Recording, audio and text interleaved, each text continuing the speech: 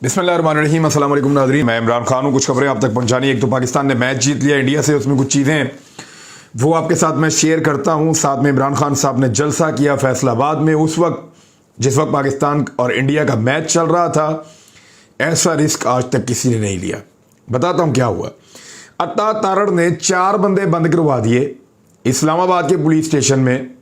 ये मामला क्या था और मुस्लिम लीग नून का एक बहुत बड़ा फ्रेब, एक बहुत बड़ा प्रोपेगेंडा वो पकड़ा गया पंजाब में, वो बताता हूँ मैं आपको। और बोल टीवी अदालत में जाएगा। एयरवाई के मामला कहाँ तक चल रहे हैं, इमरान खान साहब का अगला प्लान क्या है, ये सारी चीज़ें मैं आपके साथ इस वीलॉग में शेयर करूँगा। लेकिन सबसे पहले पाकिस्तान की पूरी कौम को मुबारकबाद। पाकिस्तान ने इंडिया से मैच जीत लिया है। ये अब सुपर 4 का मरहला है और इसमें जो दो टीमें ज़्यादा अच्छा परफॉर्म करेंगी, पहले 2 नंबर पे आएंगी, वो दोनों टीमें आपस में फाइनल खेलेंगी। पहले नंबर पे इस वक्त श्रीलंका है, उन्होंने एक मैच हराया अफगानिस्तान को। दूसरे नंबर पे पाकिस्तान है, पाकिस्तान ने मैच हराया इंडिया को। अब पाकिस्तान को एक मैच अफगानिस्तान से और एक श्रीलंका से खेलना है, जबकि इंडिया को एक मैच श्रीलंका से और एक मैच अफगानिस्तान से खेलना है। ऐसा लगता है कि पाकिस्तान और इंडिया शायद दोबारा फाइनल खेल सकते हैं। पाकिस्तान खतरनाक टीम है, लेकिन एक दो चीज़ें मैं आपको बताऊं। ये जो बॉलर है ना इंडिया का, जिसने आखिरी ओवर किया है, ये उतना बुरा नहीं है, यानी 19वां ओवर ज़्यादा बुरा था। और इस बॉलर ने, मैंने पिछले मैच में भी इसकी बॉलिंग देखी थी, अर्शदीप सिंह इसका नाम है, और ये लाइन ऑफ लेंथ में भी ठीक है। अभी इसका आखिर में बहुत प्रेशर गेम था और सामने इफ्तिखार अहमद साहब खड़े थे, तो इफ्तिखार का तो तजुर्बा ही बहुत है, जितनी उम्र नहीं है उतना उसका क्रिकेट में तजुर्बा है, तो उन्होंने वो स्कोर पूरा कर ही लेना था। और आसिफ को उन्होंने आउट किया, डॉट बॉल्स किए आखिरी ओवर के अंदर। तो ये सरदार साहब अच्छे बॉलर हैं, इनका आइंदा पाकिस्तान को ज़रा ध्यान रखना पड़ेगा। इंडिया से मेरे ख्याल में एक गलती और हुई। इंडिया ने जो प्लान किया था उसमें नवाज उनके प्लान का हिस्सा नहीं था। नवाज लेफ्ट आर्म से खेलता है, हमने उसको इसलिए रखा हुआ है कि वो उल्टे हाथ से बॉल भी करता है, क्योंकि इंडिया के कुछ जो प्लेयर्स हैं वो उल्टे हाथ से खेलते हैं, लेफ्ट हैंड बैट्समैन भी हैं, उन्होंने पंच को डाला हुआ है टीम में। तो वहाँ पाकिस्तान को एक लेफ्ट आर्म बॉलर जो है वो सूट करता है, और ऑर्थोडॉक्स बॉलर है, बड़ा अच्छा बॉलर है, फिर लेफ्ट आर्म से आके बैटिंग करता है। और नवाज तेज खेलता है, हमने PSL में देखा, उसने कमाल बैटिंग की, और बैटिंग विकेट के ऊपर नो डाउट वो बड़ा कमाल आदमी है। अब ये विकेट जो है वो इंडिया के मिजाज को देखकर बनाई गई थी, बिल्कुल बैटिंग विकेट थी, फ्लैट, जितना मर्जी मारो। अब नवाज ऐसी विकेटों के ऊपर बहुत खतरनाक है। बाबर आजम ने यह सरप्राइज दिया इंडिया को कि नवाज को भेज दिया पहले। अब नवाज के चौथे नंबर पे आते ही इंडियंस की तैयारी नहीं थी, उनको बिल्कुल आइडिया नहीं था कि ये आदमी क्या करेगा। दूसरा, इंडिया के पास 2 लेफ्ट आर्म स्पिनर लगे हुए थे उस वक्त। अगर आसिफ अली आता या खुशदिल आता या बाकी लोग आते या इफ्तिखार अहमद आते तो प्रॉब्लम होती। राइट आर्म बैट्समैन को ज़्यादातर इसमें प्रॉब्लम होती। और क्योंकि नवाज बहुत अच्छा खेलता है लेग स्पिनर को, जो राइट आर्म से करते हैं, और साथ में वो लेफ्टी है, तो वो इसका बड़ा बेनिफिट उसने लिया। और बाबर आजम ने बिल्कुल ठीक टाइम पे उसको भेजा और उसकी इनिंग बन गई। उसने 20 गेंदों पे 42 स्कोर किया है, और यही पाकिस्तान के मैच जीतने के लिए एक बड़ा रास्ता इसका खुला है। इंडिया से गलती अपनी बॉलिंग में ये हुई कि दीपक हुड्डा को उन्होंने खिलाया था। ये वो आदमी है जो ऑफ ब्रेक करता है, ये नवाज को मुश्किल डाल सकता था, इसको बॉल ही नहीं दिया उन्होंने। यानी नवाज लेग ब्रेक जो राइट आर्म से करते हैं उनको बड़ा अच्छा खेलता है, लेकिन अगर कोई अच्छा बॉलर राइट आर्म से ऑफ ब्रेक कर रहा हो तो वो प्रॉब्लम क्रिएट करता है, बॉल दूर जा रहा है उसकी बॉडी से। तो उन्होंने इसको ट्राई नहीं किया और नवाज ने गेम बदल के रख दिया। Man of the match Nawaz. लेकिन मोहम्मद रिजवान की जो इनिंग है वो बड़ी मैच्योर इनिंग थी, बहुत अच्छी इनिंग थी। उम्मीद करते हैं बाबर आजम और फखर जमान जो है वो अगले मैचेस के अंदर कसर निकालेंगे।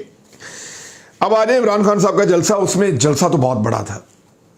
इमरान खान साहब वहां पे जाके स्टेडियम में आबिद शेर अली हैं, उनकी सीट को दफन करके आ गए। अब आबिद शेर अली वहां इलेक्शन नहीं जीतता फैसलाबाद में, ये तो आप लिख कर लें। और इमरान खान साहब ये इलेक्शन आज के जलसे में जीत चुके हैं। भाई पाकिस्तान और इंडिया का मैच हो रहा है, लोग मैच छोड़ के जलसे में आ गए और पूरा का पूरा स्टेडियम भर दिया लोगों ने। ये नहीं होता कभी भी, कभी हमने सुना भी नहीं है ऐसा, कभी हमने देखा भी नहीं है ऐसा। पाकिस्तान और इंडिया का मैच चल रहा हो तो हु का आलम होता है सड़कों के ऊपर।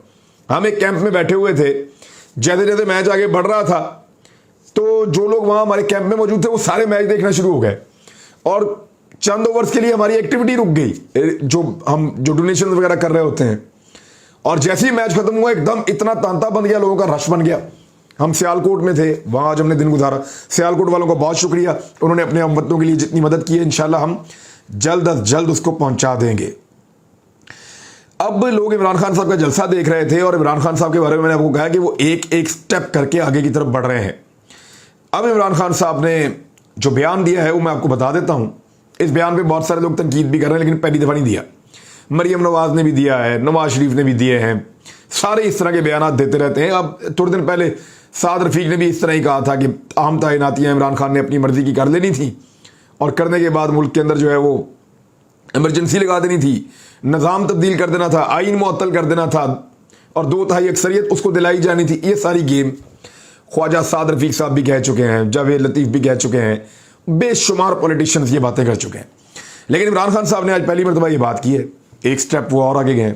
उन्होंने कहा कि नवाज और जरदारी ऐसा आर्मी चीफ लाना चाहते हैं जो उनके हक में बेहतर हो, और नवाज शरीफ और जरदारी मेरिट पर आर्मी चीफ लाने की बजाय अपना फेवरेट आर्मी चीफ लाना चाहते हैं। उन्होंने पैसा चोरी कर रखा है।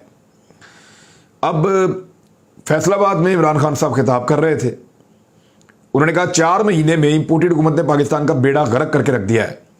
आज बिजली, पेट्रोल और डीजल की कीमतें आसमान से बातें कर रही हैं। 4 महीने पहले पेट्रोल 150 रुपए का लीटर था। हमारे दौर में फैसलाबाद में टेक्सटाइल इंडस्ट्री बेहतर हुई। इंपोर्टेड हुकूमत के दौर में हर तबका के हालात बुरे से बुरे हुए हैं।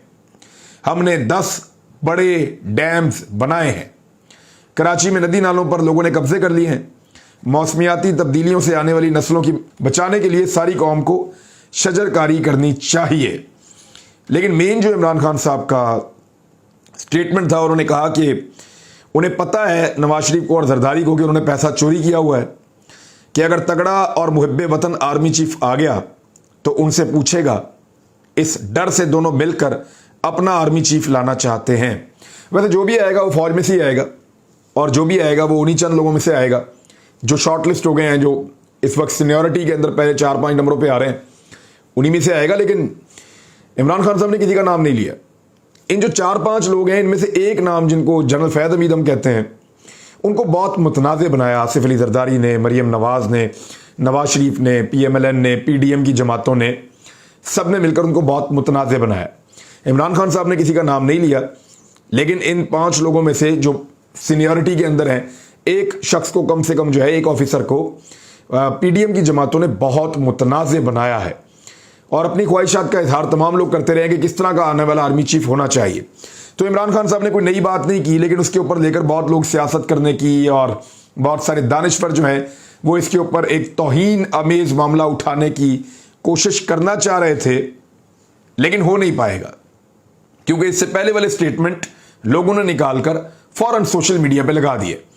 तो फिर इमरान खान साहब ने कौन सी नई बात की है? बहरहाल नवाज शरीफ साहब की ये आदत है, वैसे वो हमेशा इदारों के अंदर कहीं ना कहीं कोई ना कोई हरकत ऐसी करते रहते हैं जिसकी वजह से इदारों का भी नुकसान होता है, उनकी अपनी सियासत का भी नुकसान होता है और बाद औक़ात मुल्क का भी नुकसान होता है। मियां नवाज शरीफ साहब की अगर पूरी सियासत का अगर आप ट्रैक रिकॉर्ड देख लें तो वो यही करते चले आए हैं और यही उनका तरीक़ाकार है। अत्ता तारड़ ने 4 लड़के गिरफ्तार करवा दिए। मुनाल पे खाना खुना खाने गए थे, वहां पे 4 नौजवान इसको देख के हंस रहे थे। देखिए, कई कॉमेडियन ऐसे होते हैं, जैसे ही वो आते हैं ना स्टेज के ऊपर, वो कुछ भी नहीं करते, लोग हंसना शुरू हो जाते हैं, सीटियां बजाते हैं, तालियां बजाते हैं, खुश होते हैं उनको देखकर। लोगों को लगता है कि ये कॉमेडियन है, उसकी शक्ल से ही लोगों को हंसी आती है। तो इसमें क्या प्रॉब्लम है अगर लोग हंस रहे हैं? तो भाई लोग हंस रहे हैं या अगर कुछ कह भी रहे हैं तो इसमें क्या प्रॉब्लम है? ये कौन सा जुर्म है जो किसी ने कर दिया है? अब इस पे जो है 4 नौजवानों को गिरफ्तार करवा दिया अता तारड़ ने CCTV के जरिए से। जैन, तैमूर, सलमान और कदीर, इन 4 को पहले पकड़ लिया गया जी। मुझे देख के, मेरी शक्ल देख के ये हंस रहे थे चारों। अब ये हालत कर दी है इस हुकूमत ने पाकिस्तान में, छींक मारनी हो तो IMF से पूछना पड़ता है, हंसना हो तो अता तारड़ से पूछना पड़ता है। ना आप इस मुल्क में हंस सकते हैं, ना आप छींक मार सकते हैं। इन चीज़ों के लिए भी क्या पता नहीं कौम किधर आके फंस गई है, क्या इजाज़त देनी पड़ेगी इन चीज़ों के लिए भी? बहरहाल ये जो अता तारड़ ने फिर बाद में बंदे छोड़ दिए हैं, ये इल्ज़ाम लगा के मेरी फैमिली को हरासा कर रहे थे। लेकिन मैं एक सवाल पूछना चाहता हूं कि नवाज शरीफ जब लंदन में अपने घर से निकलते हैं कभी पैदल, या उनके बच्चे या उनके रिश्तेदार या आबिद शेर अली या बाकी लोग जो पीएमएलएन के हैं, या ऐसे लोग जिन्होंने करप्शन की हो, वो लोग वहां फिर रहे हो, तो लोग पीछे पड़ जाते हैं और साथ साथ चलते हैं और उनसे वो सवालात करते हैं जो लोगों के दिलों में होते हैं। बाद वक़्त उनको बुरा भला भी कहते हैं। अब ये लोग लंदन में इन्होंने इतनी प्रॉपर्टीज बनाई, इतनी जायदादें बनाई, वहां पे ये जाते इसलिए हैं, कारोबार इसलिए करते हैं कि इनको लगता है ये वहां पे महफूज हैं, वहां ये खुले फिरते हैं, इन्हें कोई प्रॉब्लम नहीं है लंदन में, वहां ये बहुत खुश हैं, इसीलिए तो वहां घर बनाए हैं, वहां कारोबार किए हैं, वहां की नेशनैलिटीज ली हैं इन्होंने और वहां ये खुश रहते हैं। तो वहां पे अगर इजाजत है कानून के मुताबिक कि कोई भी आपको उठ के कुछ भी कह सकता है, तो पाकिस्तान में क्यों नहीं है? यानी लंदन में तो इजाजत है, वहां जाएंगे, लेकिन पाकिस्तान में अगर कोई बोलेगा इसको तुम देंगे पकड़ के, वहां कोई बंदा नवाज शरीफ को कुछ भी कह देना तो कुछ नहीं होगा, जो इनका पसंदीदा मुल्क है। और यहां कोई बंदा अता तारड़ को देख के मुस्कुरा दे, हंस देना और पकड़ के अंदर डालो इसको, और जब तक माफी ना मांगे तब तक छोड़ो ना। ये जनाब सूरत हाल है अता तारड़ वाले मामले की। कैसा अजीब वाकया हुआ, मैं तो हैरान हो गया देखकर कैसे नमूने हैं जो इस मुल्क के ऊपर हुकूमत कर रहे हैं। ऐसा लगता है पाकिस्तान को एक कॉलोनी बना दिया है कि यहां पे जो है वो लोग जो है वो सारे के सारे कीड़े मकोड़े हैं और आप ही को यहां पे जीने का हक है और कानून भी आपका, हर चीज आपके घर की लौंडी है। अब चिश्तियां के अंदर एक जलसा अनाउंस किया है मरियम नवाज साहबा का, ये उसके शेड्यूल का पोस्टर भी आ गया है।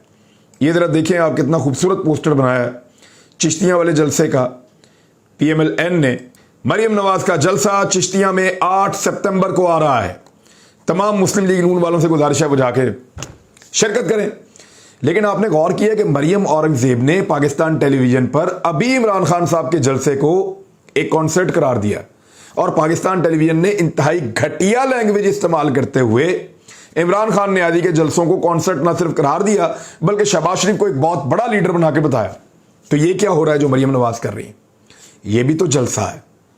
अगर जलसे इस वक्त मना है तो फिर ये जलसा क्यों हो रहा है? एहसन इकबाल जो पीएमएलएन के अरस्तू हैं, उनका एक स्टेटमेंट है, उसने पूरी कौम सैलाब की नागहानी आफत से निपटने में लगी हुई है और इस मुसीबत की घड़ी में ये अनापरस्त कौम को तकसीम करने और अपनी सियासत चमकाने में लगा हुआ है। अफसोस का लफ्ज़ भी नहायत नरम लगता है। कोई शख्स खुद परस्ती में इस कदर अंधा हो सकता है, सोचा भी नहीं जा सकता। ये जो इमरान खान साहब का फैसलाबाद वाला जलसा है, इसका पोस्टर लगा के एहसन इकबाल ने यह लिखा है। अब मरियम नवाज का चिश्तियां वाला पोस्टर आ गया, उस पर एहसन इकबाल क्या लिखेगा? तो मैं पहले यह कह रहा हूं कि एक इंसान एक वक्त में ज्यादा काम भी कर सकता है। अगर इमरान खान सैलाब मुतासरीन की मदद ना कर रहे होते या उसके लिए काम ना कर रहे होते तो सबसे पहले तनकीद मैं करता और मैंने की भी थी। मैंने कहा था कि उनको जलसों की पड़ी हुई है, जरा इधर खबरगिरी करें, जिस वक्त वो नहीं कर रहे थे। जब उन्होंने काम शुरू किया तो ठीक है, ये काम भी करें वो काम भी करें। एक आदमी एक वक्त में ज्यादा काम कर सकता है। मरियम नवाज के जलसे पे भी कोई एतराज नहीं है, करें अपना जलसा, बड़ी अच्छी बात है। इमरान खान साहब भी करें अपना जलसा, बड़ी अच्छी बात है। लेकिन इमरान खान साहब ने साथ साथ बाकी एक्टिविटीज भी शुरू की हैं। मैं आपको बता देता हूं कि इमरान खान साहब अब जा रहे हैं सिंध और वहां वो सखर जाएंगे और सैलाब से मुतासरा इलाकों का दौरा करेंगे, सैलाब ज़दगान की बढ़ चढ़ कर मदद करेंगे। ये फैसल जावेद खान साहब ने ट्वीट किया है और आइंदा एतवार को एक और टेलीथॉन का इनेकाद भी किया जाएगा। दूसरा, इमरान खान साहब बलूचिस्तान जाने का भी सैलाब ज़दा इलाकों में इरादा रखते हैं, वहां के मुतासरीन के लिए भी काम करने का इरादा रखते हैं। वो इस सारी सूरत हाल को देखकर अपनी टीम्स के जरिए से डाटा कलेक्शन कर रहे हैं कि आने वाले वक्त में वो किस तरीके से ज्यादा मदद कर सकते हैं और बहाली के काम के अंदर उनके पास जो फंडिंग है वो किस तरीके से इस्तेमाल की जा सकती है। जब भी इमरान खान साहब का जलसा होता है तो बोल टीवी को बंद कर दिया जाता है। एयरवाई के ऊपर तो शक किया जा रहा है ना कि उसको बहुत बुरी तरह जकड़ लिया गया है, उसको शायद ब्लैकमेल किया गया है। एयरवाई ने अरशद शरीफ को ऑफेयर किया, बल्कि नौकरी से निकाला, साबिर शाकिर को निकाला और अब दोबारा वो ऑन एयर आ गया है।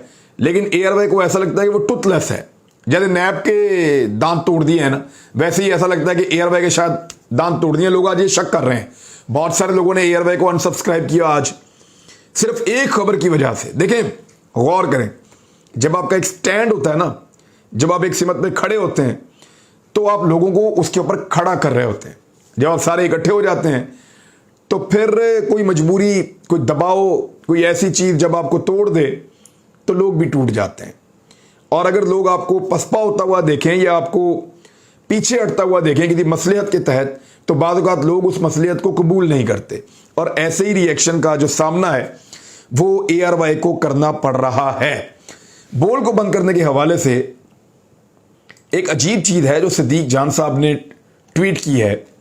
उसमें पीटीसीएल का एक कोई ऑफिशियल जवाब है कि हेलो शहीर, Bol news is currently unavailable on directives of concern authorities till further notice, we regret the inconvenience. वो शहीद साहब को बता रहे हैं कि बोल न्यूज़ जो है उसको बंद कर दिया गया है, अनअवेलेबल है, और वो इसलिए कि कंसर्न्ड अथॉरिटीज ने कहा है। तो हमें अफसोस है इस मामले पे।